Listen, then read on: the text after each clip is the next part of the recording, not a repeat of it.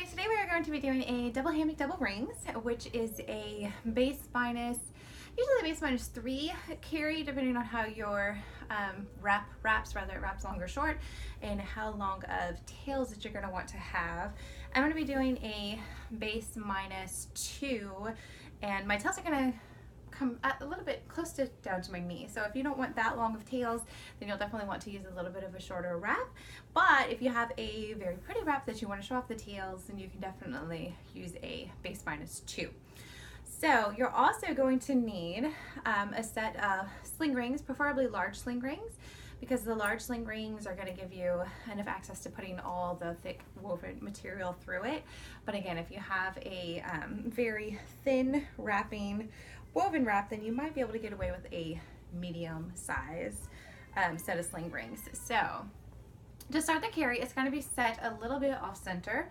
So you will find your middle marker and you put that up on your chest. Some people like to just kind of come out about, almost an arm's length or so out and start there. Or you can also put the middle marker up on your chest and come around kind of to the middle of your back and start the carry off that way. So this is where we're going to start our baby. I tried to do this a minute ago with my 18-month-old and she was not cooperating, so I'm going to be using a demo doll, and hopefully that works out okay, because it's sort of a newborn size, and sometimes double hammocks are a little bit hard with newborn sized babies, but we'll make it work. So the first thing we're going to do is put that up onto baby's back, and I am going to do a cross arm toss or a Superman toss, get baby up onto my back. And for now, I'm just going to keep both of my tails over my shoulders because I find it a little bit easier to make a seat that way. So I'm going to pin down my top rails and I'm going to reach around behind and find baby's legs and tuck up a seat for the baby.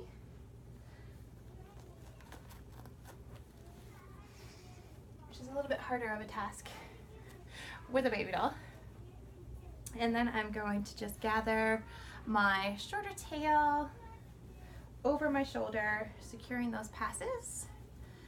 Work my top rails up and over and tighten everything down. I'm gonna go ahead and pin both of these so I can work on my little baby's missing feet at the moment.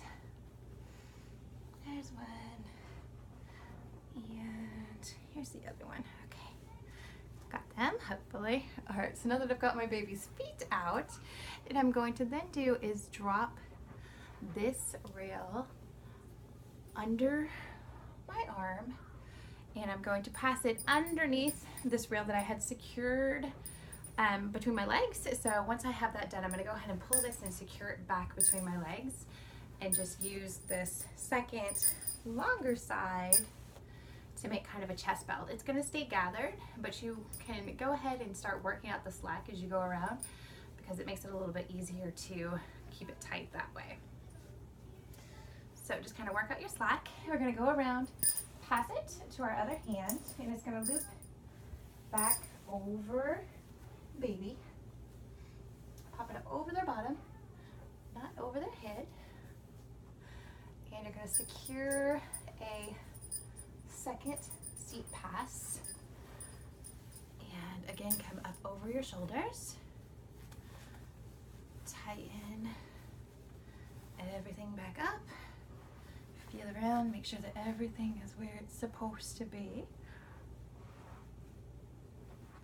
Alright, so from here we're just going to make sure that we keep some tension. I like to take the long tail and then tuck it between my legs and work with the shorter tail first because I find that it secures the carry down just a little bit easier. And from there, you can do it one of two ways once you have everything snug. You can either go ahead and take your first sling ring and slip it through and kind of pull it up over your shoulder to up to your neck just to kind of keep it in place, and then you're going to pass that tail through the chest pass that you made, or the chest belt that you made. Try to keep it straight and flat if at all possible. So that way there's no twists that are going to come up over your shoulders. And I do that just by finding both of my rails and just kind of pulling them out into the sides. So from here, we're going to find that sling ring that we just tucked up here, and we're going to pull the tails back through that sling ring again. So here we go. And it's nice and easy to adjust just by, once again, taking those tails and pulling them kind of out and up. And you have that side of your carry completely secured. So the second way that you can do your sling ring passes is to first tuck your tail through the chest pass, which some people like to do it that way because it holds it a little bit tighter and keeps you from sort of losing some of that seat. And you can see where I have a twist right here, so I'm going to work that out first by following the top rail, and there we go, passing it where I can see that there's no twisting going on. That little doll baby's hand is super fun right here on my neck. All right, so now I can take my second sling ring and just kind of holding on to that tail, I'm going to pass the sling ring from my arm through the tail. And you can see how long these tails are with a base -2. So I said you can definitely do it with a little bit of a shorter wrap at this point. And then we're just going to take that sling ring, follow it up the tail, pulling it up.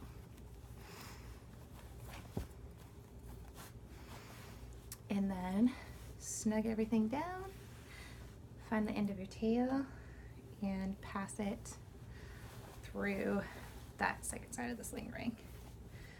Then tighten everything up. You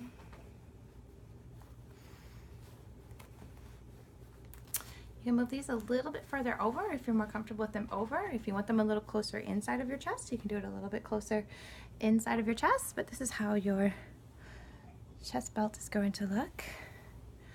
How my flowy tails kind of look. And how the back of the carry, sides of the carry, and there you go. That is a double hammock, double ring. Some people like to go through and twist their tails around.